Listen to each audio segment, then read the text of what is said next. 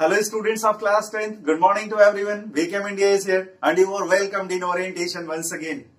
Students, आप बहुत अच्छा कर रहे होंगे, आप बहुत अच्छे से होंगे और इस लॉकडाउन के पीरियड को आप बहुत अच्छे से इस्तेमाल कर रहे होंगे, ऐसी मैं उम्मीद करता हूं। इस साल आपको बोर्ड एग्जाम्स देने हैं। Be sincere, utilize this time in proper way, in the best way, with a nice mission. Students, आज एक स्टोरी आपके कोर्स सिलेबस से मैं डिस्कस करने जा रहा हूं। बड़ा अजीब सा लगता है जब ट्रस्ट पर सवाल उठता है, विश्वास पर सवाल। और सरप्राइजिंगली आपको जानकर यह आश्चर्य होगा, विश्वास पर सवाल ज्यादा वही लोग उठाते हैं जो खुद विश्वासघात करने में बहुत माहिर होते हैं। आप कल्पना कर सकते हो कि एक चोर को भी ईमानदारी पसंद है, एक चोर को भी ईमानदार लोग पसंद हैं, एक चोर भी यह चाहता है कि उसके साथ कभी बेईमानी ना कोई करे। यह स्टोरी कुछ इसी तरह की थीम के साथ है और स्टोरी बड़ी प्यारी है। आइए हम लोग इस स्टोरी को डिस्कस करते हैं। होरेस डैनबी इस स्टोरी का मेन कैरेक्टर है और वो ये नियरली 50 इयर्स का एक कुंवारा बैचलर मैन है और समाज में उसकी थोड़ी बहुत इज्जत भी है। लोग उसे ऑनेस्ट के रूप में देखते हैं। वो ताला बनाने का काम करता है और ताला बनाने का उसका बिजनेस बड़ा अच्छा खासा चलता है। उसके 2 हेल्पर्स भी हैं, असिस्टेंट भी हैं और समाज में अपना दबदबा बना के रहता है। उसकी एक अंदरूनी आदत है किताब पढ़ने का, उसे अच्छी अच्छी किताबें पढ़ने का, नई नई किताबें पढ़ने का उसे बहुत शौक है। और जितना ईमानदार आप होरेस को समझ रहे हैं, उतना ईमानदार वो है भी नहीं। एक दिखावे की जिंदगी, एक अंदर की जिंदगी, ये दोनों अलग अलग होती है। होरेस की जिंदगी दिखावे के रूप में, सामाजिक जो उसकी जिंदगी है वो बड़ी साफ सुथरी है, लोग उस पर शक नहीं करते। लेकिन अंदर से होरेस जो है वो एक एक्सपर्ट है, चोरी का एक्सपर्ट। साल में एक बार चोरी करता है और उस चोरी से पाए हुए पैसे का वो बहुत अच्छा इस्तेमाल करता है, अच्छी अच्छी किताबें खरीदता है और किताबें पढ़ता है। एक बार जेल भी जा चुका है। जेल जाने से उसे बहुत डर लगता है। होरेस का कैरेक्टर एक अजीब सा कैरेक्टर है। चोरी करना, वो भी किताब पढ़ने के लिए, समझ में नहीं आता। होरेस एक अपना घर तलाशता है, रहने के लिए नहीं, चोरी करने के लिए। और उस घर का नाम है शॉर्टओवर ग्रैंज। ये एक बड़ी सी हवेली है। इसके लोग ज्यादातर फॉरेन में रहते हैं, बाहर रहते हैं, घर में नौकर रहते हैं और कई दिनों से इस घर के पीछे वो पड़ा हुआ है। उसे पता है, होरेस को पता है कि इस घर में बहुत माल मिलेगा और इस घर में अगर एक बार चोरी उसकी सफल हो गई तो फिर साल भर पूछना नहीं है, साल भर उसकी जिंदगी मस्ती से कट सकती है। आज उसने देखा कि होरेस ग्रैंज में रहने वाले 2 केयरटेकर्स आज फिल्म देखने जा रहे हैं, तो कम से कम 4 घंटे के लिए घर खाली रहेगा। आज वो योजना बनाता है कि आज इस घर को खाली कर देना। और उस घर के बारे में कैसे पता चलता? एक आर्टिकल में वो पढ़ता है और आर्टिकल में घर के अंदरूनी सारे भाग की तस्वीरें छपी हैं और एक राइटर ने उस घर को इतना अच्छे ढंग से एक्सप्लेन किया है कि होरेस को उस घर के चप्पे चप्पे की जानकारी मिल जाती है। इवन यहां तक जानकारी मिल जाती है कि घर का जो मेन सेल्फ है वो कैसे एक पोर्ट्रेट के पीछे छुपाया गया है, इसकी भी जानकारी उस आर्टिकल में उसको मिल जाती है। और वो सोचता है, Horace is on thinking that this is the best place to rob it. ये सबसे अच्छी जगह है जिसको आसानी से लूटा जा सकता है। होरेस देखता है कि घर के दोनों नौकर फिल्म देखने चले गए, 4 घंटे के लिए घर खाली है और क्यों ना आज ही हाथ साफ किया जाए। और वो उम्मीद करता है कि इस घर में 15,000 पाउंड्स की ज्वेलरी मिलेगी, गहने मिलेंगे जिसकी कीमत नियरली 15,000 पाउंड्स होगी, और इतने में तो पूरा साल बीत जाएगा। अच्छी अच्छी किताबें मार्केट में आने वाली हैं। I will be able to purchase them through that money. And now Horace plans to rob this house this day, आज, टुडे। और पीछे के देखता है कि वहां वो घात लगा के बैठा है। देखा जब दोनों नौकर घर से निकल गए तो पीछे के दरवाजे से, पार्क के तरफ से दीवार फांद कर अंदर आ गया। He went into the corridor, और बहुत चुपके से वो अंदर दाखिल हो गया। और जाते ही जाते सबसे पहले, बड़े घरों में बेल्स लगे होते हैं, थीव्स को रोकने के लिए एक अलार्म लगा होता है। तो सबसे पहले वो उस बेल के तार को काट देता है। अब वो निश्चिंत है। Now he is quite sure that he has more than 3 hours, and 3 hours are enough to rob this house.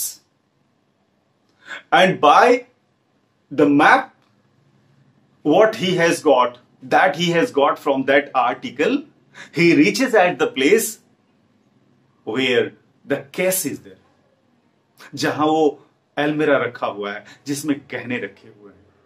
उसके पीठ पर उसका अपना टूल बॉक्स भी है, टूल बैग भी है, जिसमें ताला खोलने वाला सारा औजार उसका रखा हुआ है। आराम से वहां वो रखता है। And now he plans to do it very silently.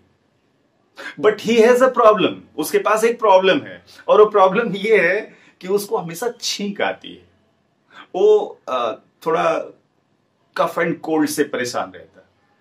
और उस घर में गया तो उस घर में चारों तरफ पॉट्स में फूल लगे हुए हैं, और तरह तरह के फ्रेग्रेंस के साथ वो फूल हैं, और उन फूलों से आने वाली महक से इसका कफ एंड कोल्ड उखड़ जाता है। बार बार इसे छींक आने लगती है, और एक बार ये जोर से छींक देता है। फिर भी ये निश्चिंत है कि नोबडी इज देयर इनसाइड, कोई घर में नहीं है। इसी बीच एक कुत्ता इसे दिखाई देता है जो उस घर में रहता है, और कुत्ता उसके पास आता है, और कुत्ते को देखकर ये थोड़ा सा डरता है, लेकिन मुस्कुराता हुआ उस डॉग से बोलता है, hello Sheri, how are you. और एक कुत्ते को उसके असली नाम से पुकारा जाना कुत्ते के लिए काफी होता है, और कुत्ता उसके पास आकर अपनी दुम हिलाने लगता है। And Horace is now quite okay. Horace plans to open the case. उस केस को खोलने की कोशिश करने लगता है। इसी बीच सीढ़ियों से, अभी वो अपने काम में मशगूल है, अपना औजार सब ठीक कर रहा है, तब तक आवाज आती है, बहुत छींक रहे हो, तबीयत खराब है क्या? कहा कि हाँ, थोड़ी छींक आ रही है। बिना उसको देखे वो जवाब देता है। उसे नहीं पता कि वो किसी दूसरे के घर में चोरी करने जा रहा है, कोई उससे पूछ रहा है, and now he is going to respond it. अचानक जब उसे याद आता है कि अरे तो कौन हो सकता है, घर में तो कोई था नहीं। वो पलट कर देखता है तो एक लड़की है, एक महिला है जो रेड ड्रेस में है, जो खूबसूरत है। उसकी चमकती हुई आंखें उसे आकर्षित करती हैं, और वो मुस्कुराते हुए पूछती है, तबीयत खराब है तो तुम्हें डॉक्टर के पास जाना चाहिए। अब फूल की जिस खुशबू से तुम्हें स्नीजिंग आ रही है, उसी फूल से वो ठीक भी होगा। तुम्हें डॉक्टर से कंसल्ट करना चाहिए।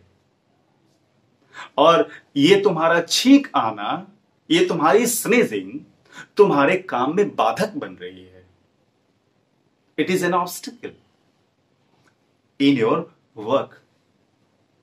बहुत आत्मीयता से वो महिला बात कर रही है। She is not surprising what you are doing. ये डर गया है अंदर से, होरेस अंदर से डर गया है। महिला मुस्कुरा के पूछती है, मे आई हेल्प यू? क्या मैं तुम्हें डॉक्टर का नाम बताऊं? अब by the way, what are you doing? What have you to do now? Horace कहता है कि अभी तो फिलहाल मैं यहां से भागने को सोच रहा हूं। वही, आप मेरे घर से भाग कैसे सकते हो?